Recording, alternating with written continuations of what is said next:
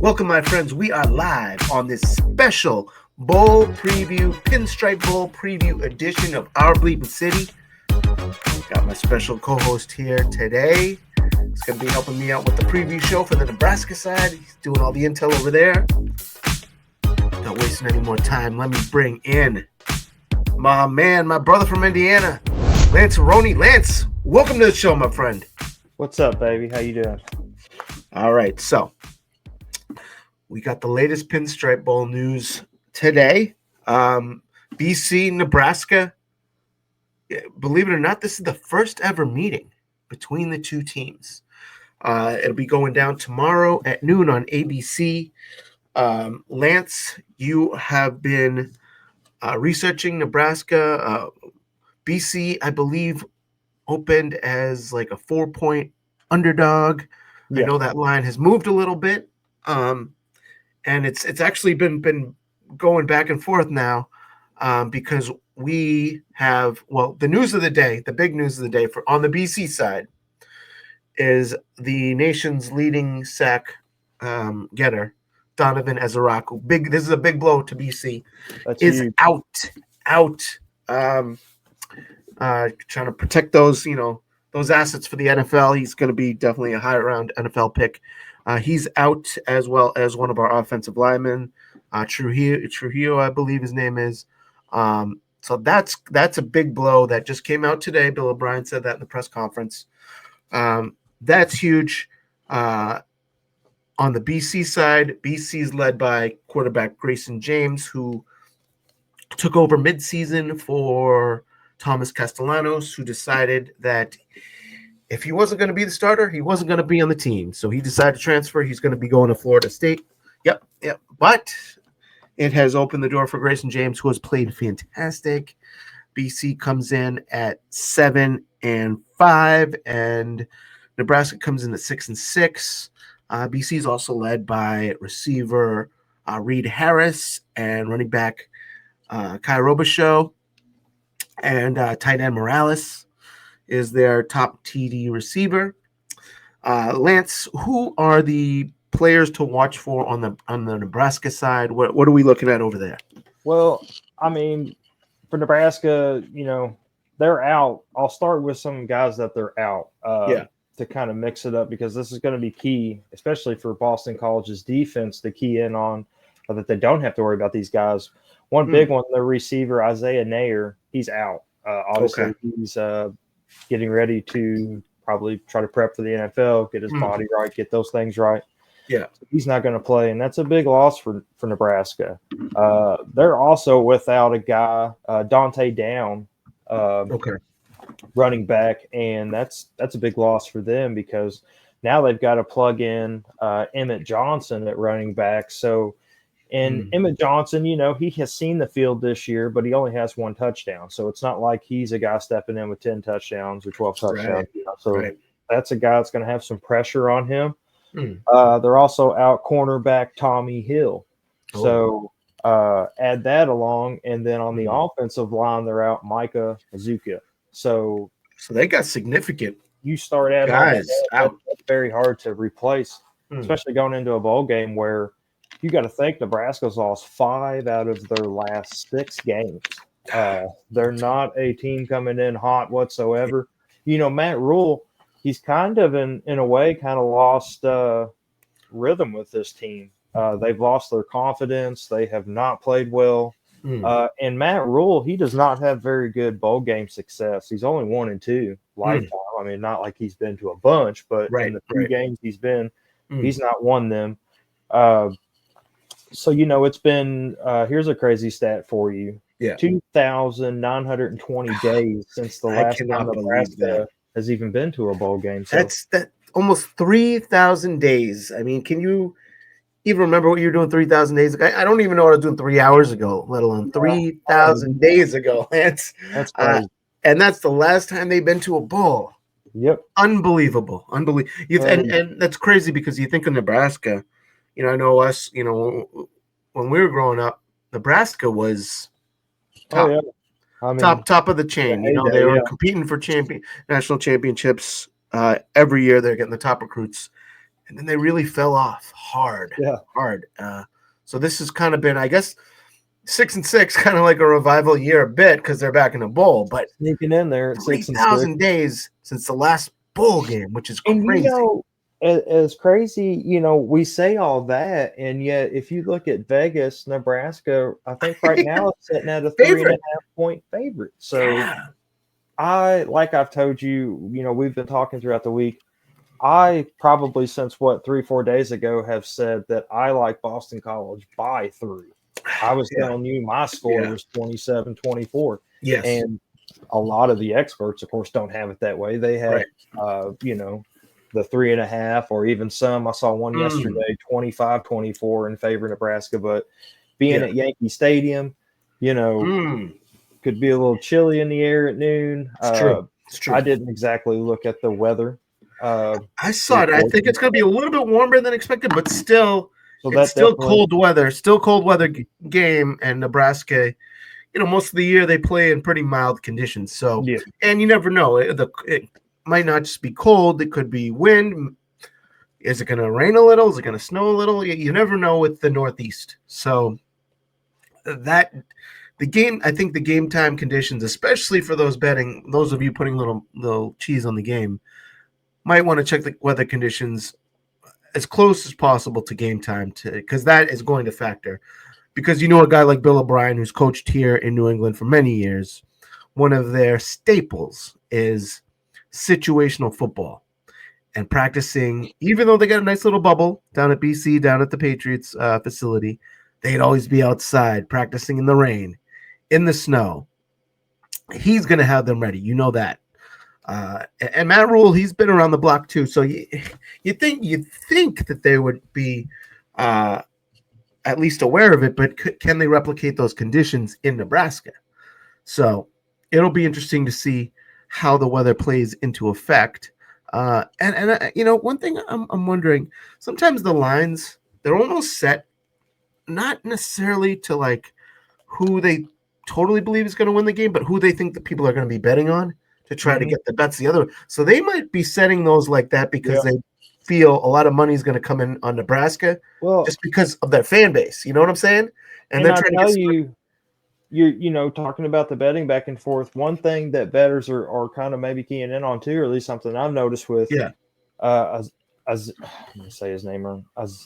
Ezaraku. Yes, Ezaraku being out for Boston College. Dylan Raiola, the quarterback for Nebraska, he's going to be able to. He's an athletic guy, and he likes to get out and run sometimes and stretch the field. So, with that sack guy not being on his mind as much, does that free him up to play looser? Does it free up an edge for him to get? Bill O'Brien's going to have to make sure set an edge on this guy.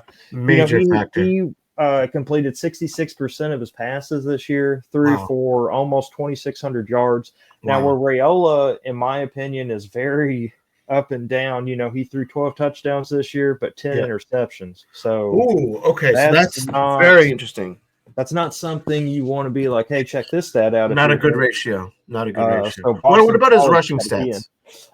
Rushing stats. I'm trying to see what his highest rushing stat game was. What were his totals? How much did he rush for the season? This season? Because I'm curious if he's almost a 50-50 to interception. Is he going to try to get it done on the legs with his legs, knowing that our best pass rusher is out? Well, I know he had 6 games more than 200 yards this year through the air. And in Wisconsin, I had wrote down that 293 yards. He had not only 1 touchdown that game, but he can stretch the field, throw it, get the ball out, but he can also run it. Let me see if I can get his total stat for the season. I mean, one thing too we had kind of been looking over was the type of wins and losses that Nebraska had. They finished on a pretty cold streak to finish the season, but it's weird. They're all over the place. They against a team like Indiana, which made the playoff, but they got kind of exposed against Notre Dame. Against Indiana, they got absolutely creamed. Is that right, Lance? Yeah, Indiana, like 56-7, I think. Yeah, 56-7 is what Okay. IU beat Nebraska. So, and But I mean, they had a loss too against. But then they played Ohio State, yeah, and and they only played them lost by close, right? 4, like 21-20 or Hmm. 21-17. So, I Yeah. mean, it's like Nebraska's just been a weird team. It's Which like team they is get going to show good up? You know? one week and then they play really tough the next Yeah. week. And they get good. Yeah. Against Colorado, they beat them this year 28-10, if people remember. Wow. So Dion's team That's a good win. That's a beat great win them. for them. And like you said, Nebraska's so up and down. Which team does show up? You don't know. Yeah. Yeah. I wonder one thing that just dawned on me. I wonder if BC has known this whole time that Donovan, Azaraco, and Trujillo would not be playing, but as gamesmanship to not let Nebraska know. Mm-hmm. I wonder if they did it so Nebraska would have had to prepare for them and wasted time. Yeah. I wonder, because if that's the case, that would be play the mind games pretty genius of Bill O'Brien. Yeah. Because we've known for a while who wasn't going to play for Nebraska. Or it could have been one of those things where his agent last minute said, hey, we might be looking at this much dollar figure. Maybe we sit this one out. Actually, with that being said, I'm going to kick it to the highlight. I was there for the press conference of Azaraco's last game, and looking back on it, you can see in his answer that he was really thinking about the NFL. Check it out. It's no secret you're going to be playing on Sundays. How exciting of a time is it of the year is it for you right now? Finishing up on a win, now you get to have the cherry on top, go to a bowl. Yeah. And then who knows what'll come after. I prayed about this. It's been a dream of mine since I was 7 years old, since I first started playing football. It's hard it was hard to really stay in the moment instead of, worrying about, what's to come. But starting to really think about it now. And it's very exciting because, like I said, I've been dreaming playing football since I was 7 years old. And ever since I stepped foot on the football field, I said I want to go play on Sundays. Nebraska looks like, if you want to go for trends, Lance, and trending in the right direction, trending in the wrong direction, BC ended the season with a couple nice wins. Yeah, 2 out of 3. Yeah, and Nebraska lost. How did they? Would they lose? They've lost 5 out of their last 6, but 5 out of their last 6. So confidence level right there. It can't. They've got to be doubting themselves. You got to think that. And BC's got to be feeling pretty good about themselves, beating 2 pretty good teams, 2 bowl teams. Coming into the break into before the bowl, and you got to think there's some doubt in Nebraska. I mean, the last time Nebraska stepped on a field, they only put up 10 points and lost to Iowa 13-10, and Iowa wasn't. They're not good. I mean, now Nebraska did put up 44 points against Wisconsin in a pretty nice win. I mean, not that Wisconsin's world beaters this year, but I mean, 44-25. You think, okay, Nebraska's putting up some points, but then they have a week like the next week where they put 10 points up. So their offense just seems like it's kind of up and down at times. They lost to both Cali teams and USC and then UCLA. So 2 not so strong teams. Yeah, Nebraska's just not been good. This game is kind of a tough one to predict with so many players, regulars not playing, and it's always weird when you have such a you don't even get this break in the pros. Such a long break, almost like 3 weeks, a month. It's like a month off. That's a long time. So I think it's anyone's time though favors Bill O'Brien. I agree. Agreed. In that long stretch of game time preparation, if you're getting Matt Rule versus Bill O'Brien, I'm going to take Bill. Now the over under is 46 on this game. Yep, and you're saying the over. I would go. That's a kind of a low number, 46. Yeah, I would go over. Yeah, so that's because I don't necessarily think that either one of these defenses are.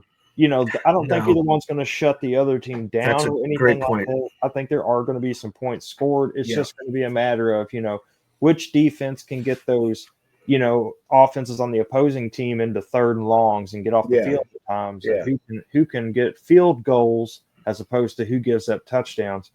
I think it comes down to whoever has the ball at the end of the game. I really do. And that's why I think Boston College and Bill O'Brien, I just see a scenario where they have the ball and they're milking clock, they're getting the run game going, and they're getting themselves down the field in field goal range and then having the opportunity to win. Yeah. Yeah. And with BC, Nebraska, you do have a few offensive guys out. BC has pretty much their whole repertoire of offensive guys. With running back Kai Robichaux. You got Grayson James, who's been the starter now for the last 4 or so games. So he has now really kind of molded into his role. He looks a lot more comfortable from when he first started. So you feel like the offense probably is going to have the advantage over the defense, especially too for the flip side for BC, where we're down the best pass rusher in the whole nation, the whole NCAA. How many hundred teams? We don't have them, so that's going to favor Nebraska.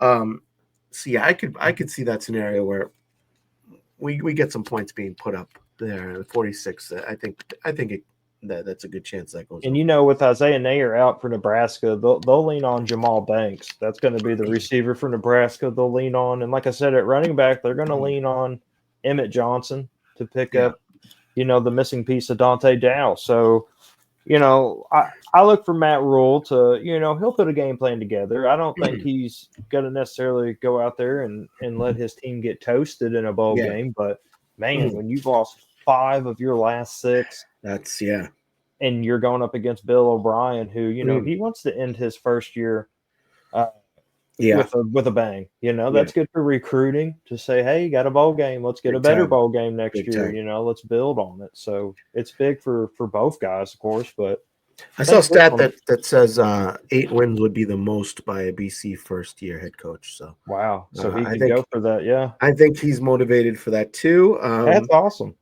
And I'm even looking forward to next season. Not to get too sidetracked, but it will be interesting to see Bill O'Brien versus Bill Belichick next year. Yeah, that is going to be crazy. Who like Lance? If I would have told you a couple of years ago, when both of these guys, or even last year, when both of these guys were on the Patriots coaching staff, I had told you that these guys would be going up in 2025 as 2 college head coaches, would you have tried to commit me to some type of mental institution? Like, I mean, you might have been able to convince me, Bill O'Brien, but Bill Belichick, right. No way. Yeah, no shot. Now he's never coached any level in college, which Bill Belichick going to North Carolina. You know, I kept thinking, how crazy, but I forgot, his dad and I guess the family history of his dad being there. So I guess it makes sense to kind of want to do something like that. I mean, when you've done almost everything else as far as won the Super Bowls and came and worked his way through the NFL coaching ladder, I guess this is just one last thing on his resume that he wants to do. And I think, I kind of tried to put a number on, how relevant, because North Carolina's never obviously been a football school. They've been a basketball school. Not at all. They've had years where they've won games and they've been decent football, but never anything consistent. But I think realistically, if he's really motivated, I say 2-3 years, you could see North Carolina in the ACC championship game. I think that's realistic. That's a fair. He might turn prediction. Recruits there pretty quickly if he gets everything elevated, the facilities and all the stuff that they're going to improve with him being there. He's going to expect to have the best of the best. I mean, they have had some great players over the years. I mean, even the Patriots quarterback, Drake May, is looking like the best quarterback that was taken in the draft. Josh Downs, the slot receiver for the Colts, he was a North Carolina guy. There you go. So if he can get those players along with his, that he's had a great NFL career. Who's that? Daniel Jones. Not that he's had an amazing NFL career, but for the Giants quarterback, he was Duke. He was Duke. Oh, Duke. I'm sorry. Yeah, but another guy, Julius Peppers. Remember him? Peppers. Yep, he was North Carolina. Went to UNC. Yeah. Balling out there. Yes, sir. People forget he's on the ball team. That's right.